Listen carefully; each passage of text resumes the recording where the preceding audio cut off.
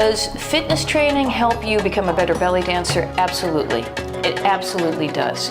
As a dancer, it's that old saying, our body is our instrument. Well, you want to have the best conditioned, most finely tuned instrument possible in order to take your dance to the fullest level that is possible for it to go.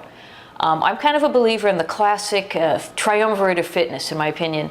You have your cardio training for your endurance, for your stamina, so when you're out there doing a show, it's going really well, and the band leader puts another 15 minutes into your set, even though your legs are like rubber, you have the conditioning to get through it with some grace. Flexibility training, and this is beyond just little casual stretches in class. Real flexibility training gives you so much more depth and reach in your movements because you can go much further, and your whole body is more fluid because you're just that stretched out. Everything is very loose and organic in your movements. The third component is weight training, and some women are resistant to this. It's like they're afraid they're going to wake up and have exploded in Olympic quality muscles, which, like that would happen. It takes a lifetime of achievement to get there. Weight training to me will enhance your dance in two ways. The first is practical, it's technical. Having more muscles and more control means you can have your arms held in beautiful, graceful positions without having muscle fatigue because you've built up the muscles in your shoulders, in your biceps, in your forearms. Having your abs and your core muscles really, really strong enables you to lift up out of movements and isolate them better, and also just have more finely tuned muscular control. And from an aesthetic standpoint, muscles give you curves, they give your body tone and definition. Looking aesthetically pleasing, it's not just a question of weight, it's what are your muscles doing under the skin? How do they look under the skin? And giving you a shape and curves and definition that further enhance the quality of your dance. And this is a very, very feminine dance. So totally, absolutely, any other professional dance artist, they're not just doing technique and training in the classroom. They are at the gym, they are at their yoga class. Belly dancers should be no different. Find a regular program that works for you that combines these three elements of flexibility, cardio, and strength training, and do it regularly. I recommend resistance training. In my experience, this is something that really helps you to stay fit, that keeps your general level of fitness up to a certain level where you need to have enough of a muscle output to have control of your body necessary for dance, especially professional level dance. Whether non-dance forms of movement help you actually to improve your technique. For instance, the popular idea of yoga helping to improve your dance technique. I'm skeptical of that. I believe in a functional approach to dance training, meaning if you want to improve any particular skill, you need to work on that improvement in the context where that skill belongs. Meaning if you want to improve a dance move, you need to work on it in the context of dance. Will yoga help you to improve particular dance techniques? Yes, because your general body conditioning will be better if you do a lot of yoga. You will be more flexible, and probably your mind will also be in a better place.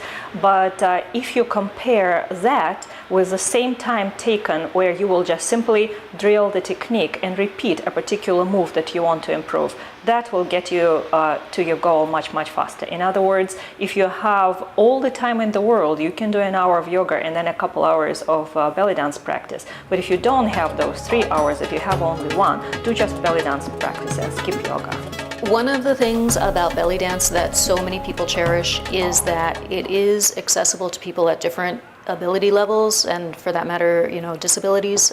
People at various fitness levels should definitely feel like they can go to a beginner class no matter what level that they are at. So I would never want to discourage anyone from trying out belly dance because of a concern about their fitness level. For people who are performing professionally, though, you do need a reasonable fitness level, and if you are not getting that from belly dance, if belly dance is your only fitness activity and it's not taking you to where you need to be, then yeah, you need to cross-train. But you really, I think, only need to cross-train to, again, a reasonable fitness level. If you're a gym nut, if you're naturally very athletic, I wouldn't discourage you from becoming as fit as you can be or as you would like to be, but all of the fitness in the world is not going to make up for bad dance technique. So I think that that is often the thing that's most important for people to focus on. In my opinion, what really distinguishes virtuoso belly dance is musicality and control. And the physical capability that underlies those things, it's really coordination.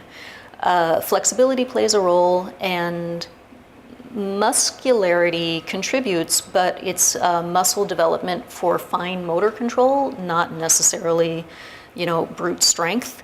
The kind of extreme strength or extreme cardio endurance that might help to propel you to an elite level in another dance form is not necessarily going to be something of value to you in belly dance. So cross-train up to a reasonable fitness level, and then if you're inclined to cross-train above that, rather than going for all-around fitness, what I would really recommend to people is just figure out what unique gift you have and develop that as a way of developing your own unique physicality within your dance. The way that this plays out for me is that I do a little resistance training, I do a little cardio. I really do the bare minimum that I can get away with just to stay in good health. I'm not an exercise person. I like to dance. I enjoy being active if I'm getting something done, but if it's just exertion for its own sake, I don't have a lot of patience for it. But in terms of physical activity, what does come naturally to me, what's easy and pleasurable for me, is that I've always been naturally very flexible. And so that is something that I addressed through cross-training. And through cross-training, I dramatically expanded my range of motion to the point where I do now have this elite level of flexibility. Not everyone needs this elite level of flexibility, but because I have it, it has really put a unique stamp on my dance. I have, a very loose body, so for things like undulations, I have a really, like a very smooth, deep curve.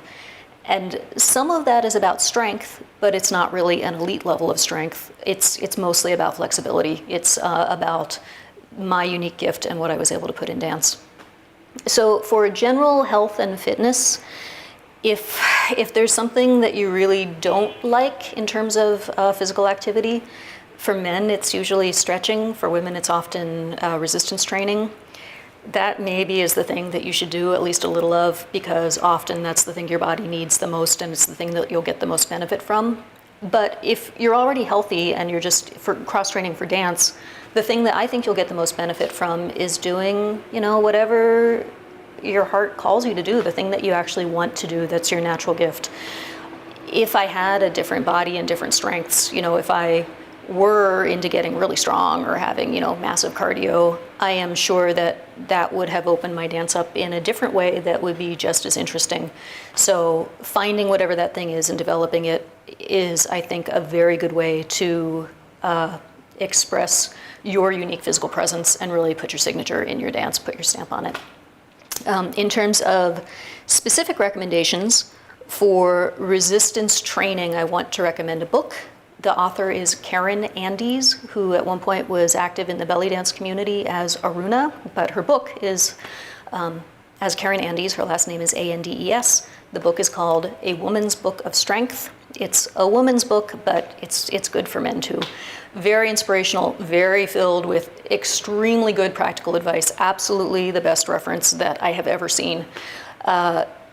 It approaches weightlifting also as more of an intentional discipline, like a mind-body discipline. There's often this idea that if you want mind-body, you do yoga, but if you're in the gym lifting weights, it's macho grunt work, and of course it's not. So this is a very intentional, thoughtful approach to weightlifting.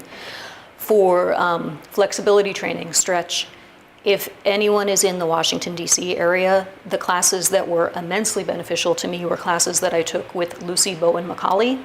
So if you're in DC, I would recommend those. If you're not in DC, you might get the same benefit from yin yoga, because the method that I used is not for everyone, I should say that. The method that has been so useful for me has been long static stretches held, for long periods of time. So that doesn't work for everyone, but that's what I recommend for stretch. For, yoga. I am not really a yoga person.